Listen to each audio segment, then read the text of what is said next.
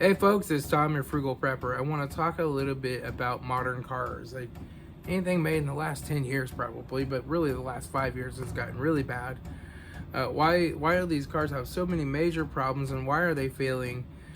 Why is Ford designing water pumps that run and you have to pull a timing chain and replace it to do a water pump? And why does Volvo's blow head gaskets left and right like crazy? And why do you have so many timing chain issues on GM 3.6s? And you just have all these problems. And in 2010, this wasn't a problem, right? You had a good old 3.4 or a 3.5, and that thing would just put along forever, right? And now you have a 3.6 and it costs $4,000 to do a timing chain. And you're like, what? You have these Ford Escapes and it costs like $2,000 to do a water pump. And you're like, what? And why is this happening? Well, it's not the car manufacturer's fault, right? They want to increase fuel mileage as much as possible. They're trying to make these engines as light as possible, making them all out of aluminum, integrating things, not putting any extra bolts in. Every ounce counts, right, towards getting that weight down on the overall engine. They're using plastic parts, plastic valve covers, plastic parts for the coolant, like the Pentastars, the crossover cavity, the intake, or the oil coolers. They're all made out of plastic, and they all break and they leak, but they just need to get it through warranty, right? That's all they're really looking for. And so you're asking, like, why are they doing this, right? Well, the CAFE standards, they set the fuel mileage standards for cars, and I think it's like 56 miles to the gallon. I don't know, look it up what the current CAFE standard is. But all the cars they sell need to average out to meet 56 miles to the gallon. If they don't meet that, and they never do, because they don't have a car that gets 56 miles to the gallon, well, then they have to pay big fees, right? And the more they miss it by, the bigger the fees are. That's why you're seeing full-size pickup trucks with little tiny 4-cylinder turbos in them, right? Because they're trying to meet these fuel standards, right? And they're trying to sell very little of the big V8 trucks and more of the little cars, right? To get that average fuel economy up. So they get fined for that. They're trying to meet these standards. They're trying to come up with variable valve timing, with turbos, with more camshafts, more timing chains. I mean, just all kinds of stuff that they're building into these modern engines. Plus, sometimes they're just making the blocks and the head so much smaller that they don't have enough sealing surface. Volkswagens blow head gaskets left and right. Fords have leaky head gasket problems. I mean, it just goes on and on and on, right? You never used to have these major problems all the time with cars. But the CAFE standards used to be like 30 miles to the gallon. Now they want 56, right? So they're trying to meet that. And then you have to say, well, why are they pushing out the oil changes so much? Because turbo feed lines, turbos, variable valve timing solenoids, all these timing chains and their guides and tensioners all rely on good lubrication to work right and clean oil that's not full of carbon. And you would say, oh, it's because they use these Dexos approved synthetic oils. And there's nothing wrong with the synthetic oil, but it doesn't absorb any less carbon than regular oil does. It doesn't have a better fallout package, a better detergent package. All full synthetic means is that it was made synthetically with natural gas, and the little oil molecules in there are about the same size. But everything else about the oil is exactly the same, right? The fallout, all that. And so you have fallout packages in your oils that actually grab the carbon, the really fine carbon that's abrasive. It's like sandpaper on the bearings in your engine. It grabs that and it falls it out to the bottom of the oil pan.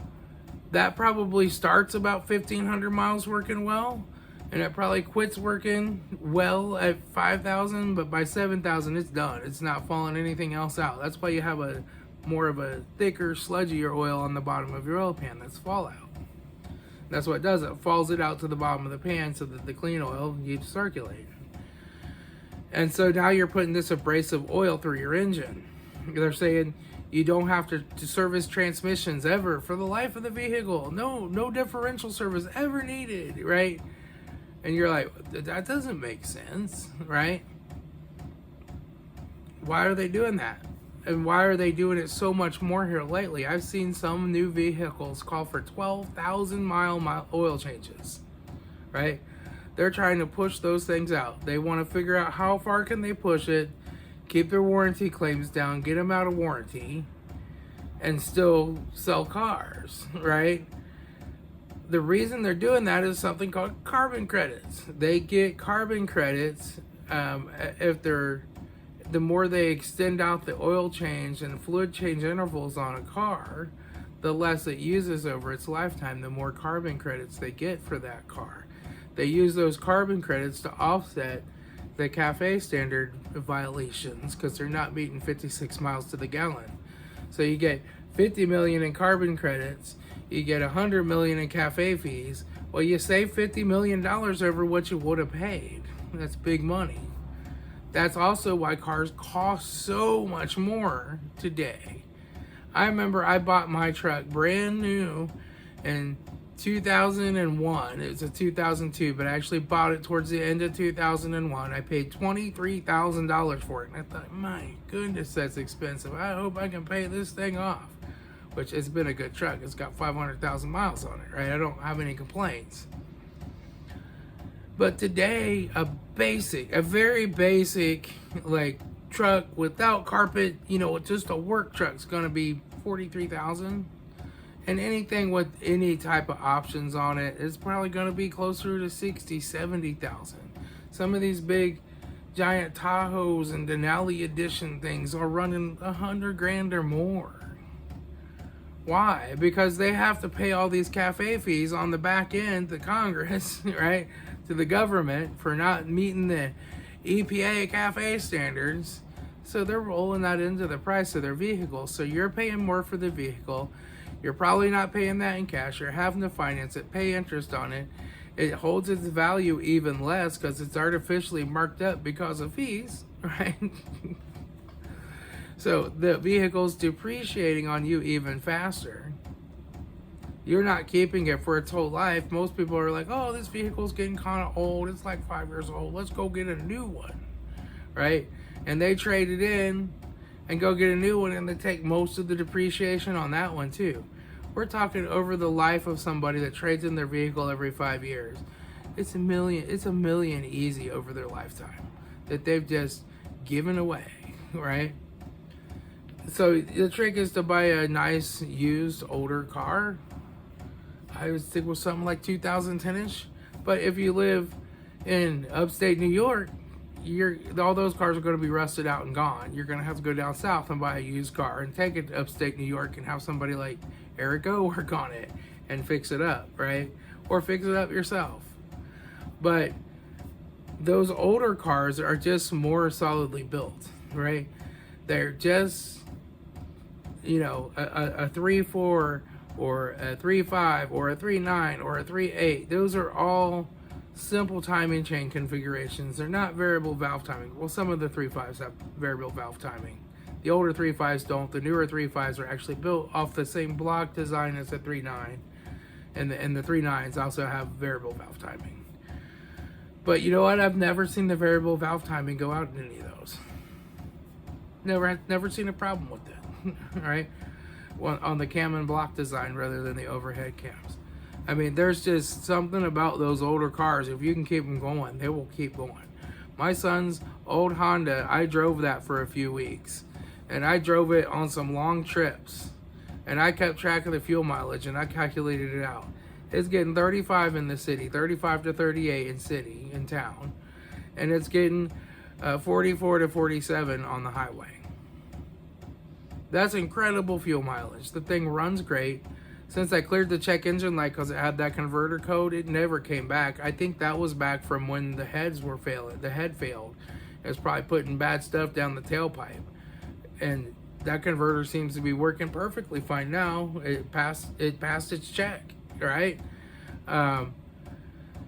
The car has no lights of any kind. It rides, it drives, it sails down the road as straight as you please, as pretty as you please, and as smooth as you please, and it gets amazing gas mileage. And yet this crap that they're building today doesn't even get that good of gas mileage, and the engines are throwing timing chains, throwing VVT solenoids.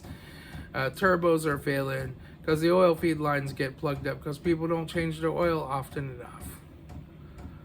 There is no substitute for changing your oil in a car. There just isn't. I don't care if you use the cheapest Rural King or Sam's Club oil that you can find, and if it calls for Dexos, if you put conventional in it, changing it at 3,000 to 5,000 miles will keep that engine running longer than buying the most super duper unicorn approved super ultra premium oil and changing it at 10,000.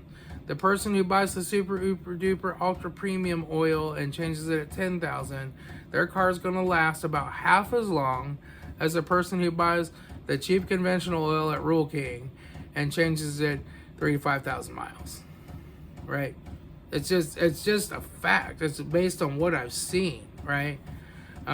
Cars just won't last as long if you're not changing the oil. And transmissions, if you don't want to have transmission problems, you're going to come out and change your fluid 30 to 50,000 miles. And I'm not talking about a big full fluid flush or anything, just a drop and a fill. If you have a filter, you can change that. But a lot of like modern Hondas and Hyundais and stuff, they don't have a filter. They just have a plug that you take out and drain it, and then you top it back off with some fresh fluid, right? Your transmission is going to last a whole lot longer than never servicing it for the life of the vehicle. Well, that's true. You don't have to service it for the life of the vehicle, because by the time it gets 150,000 miles on it and the transmission dies, you're just going to give it to the junkyard and go get a new one, and the life of the vehicle's over, right? So, no. Don't follow these recommended, manufacturer's recommended specifications. You want to do it more often than that, because they're all trying to save money and make money on the back ends, and it's going to cost you big money if you don't change your fluids once in a while. Anyway, that's all I got, folks. This is Tom, your Frugal Prepper.